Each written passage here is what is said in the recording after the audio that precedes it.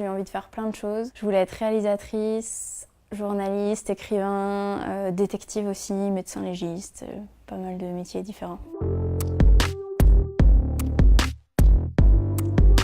J'avais 22 ans, j'étais business analyst chez Chanel. Donc c'était un mélange d'analyse de marché, analyser la stratégie des concurrents. J'aimais beaucoup le contenu en fait, mais pas tellement le milieu du luxe, ça me correspondait pas. Je suis partie travailler dans le conseil et là je me suis énormément ennuyée intellectuellement. J'avais aucune valeur ajoutée et ça avait pas de sens pour moi.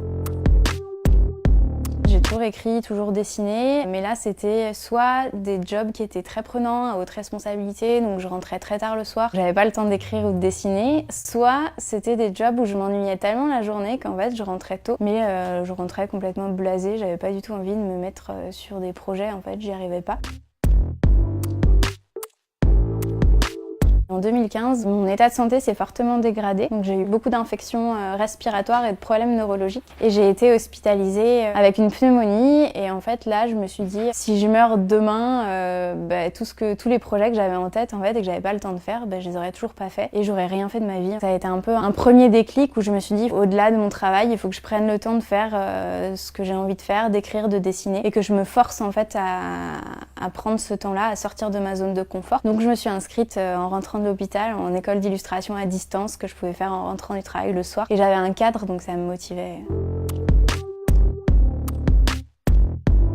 J'ai déménagé à Lyon et en fait je venais juste de commencer mon nouveau travail et ma santé n'a pas suivi donc j'ai dû m'arrêter complètement parce que je pouvais plus du tout bouger. J'avais deux choix, soit je végétais dans mon lit en attendant que ça aille mieux sans savoir si ça irait mieux ou je trouvais une activité en fait que je pouvais faire de mon lit depuis l'hôpital et qui me permette aussi d'intégrer tous mes soins. Du coup comme j'avais envie d'écrire, de dessiner, que j'avais plein de projets en tête et qu'en plus j'avais cette formation en illustration à côté, j'ai testé un peu en fait pendant 2 ans, c'était un peu le moment où jamais.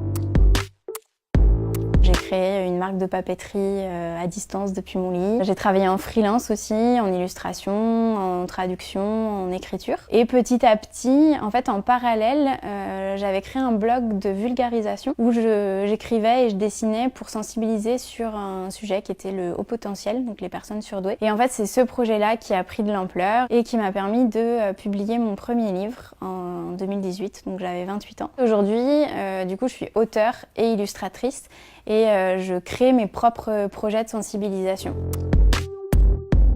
J'adore ce que je fais, je trouve un sens, ça a de l'impact en plus, je vois directement l'impact de ce que je fais et en plus ça fonctionne donc je peux en vivre. J'ai pas l'impression de juste augmenter le profit d'une grosse entreprise, je sais ce que je fais et je sais pourquoi je le fais et en plus c'était devenu difficile pour moi physiquement de suivre le rythme. Ce que j'ai aujourd'hui, ça me permet d'intégrer en fait tous mes rendez-vous, toutes mes contraintes médicales à mon quotidien. Ça me permet d'être flexible, de pouvoir travailler chez moi, donc c'est beaucoup plus confortable en fait.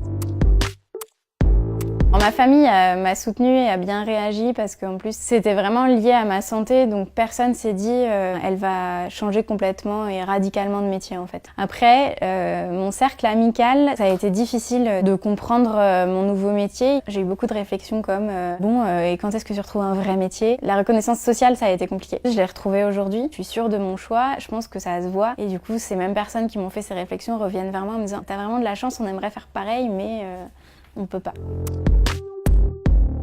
Là, j'ai un nouveau projet du coup de sensibiliser sur l'impact social des maladies invisibles. Donc ça va me prendre un petit moment et après j'ai toujours d'autres sujets en tête pour continuer à sensibiliser. Et je continue aussi ce que je faisais sur les personnes surdouées. De pas se mettre la pression, c'est pas grave en fait, de pas savoir ce qu'on veut faire et de pas se mettre la pression pour chercher un métier en particulier qu'on va faire toute notre vie parce qu'en fait aujourd'hui on a la chance de pouvoir changer de métier et même de pouvoir créer son activité en fonction de ce qu'on veut faire, de qui on est ou de nos différentes contraintes. C'est pas facile mais c'est possible.